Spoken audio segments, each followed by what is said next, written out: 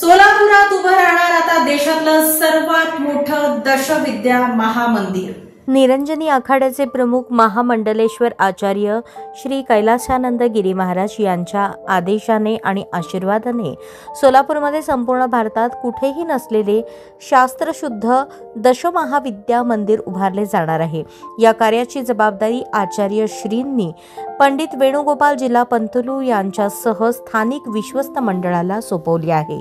महामंडलेश्वर श्री कैलासानंद गिरी महाराजांनी महाकाली जयंती आणि श्री कृष्णाष्टमी कालिका माता जयंती या पावन दिनी विशेष आशीर्वाद देत या मंदिर उभारणीची अधिकृत घोषणा केली।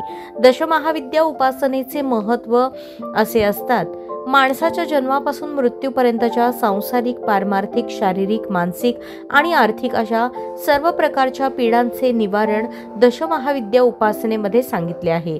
या 10 देवता म्हणजे महाकाली, तारा, छिन्नमस्ता, बगलामुखी, मातंगी, सोडशी, त्रिपुरा भैरवी, कमला, भुवनेश्वरी आणि धूमावती।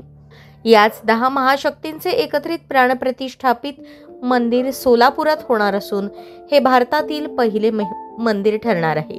मंदिर उभारणीची योजना 2 वर्षात मंदिराचे बांधकाम पूर्ण होणार। भूमिपूजनाचा सोहळा ऑक्टोबर-नोव्हेंबर महिन्यात भव्य दिव्य पद्धतीने पार पडेल।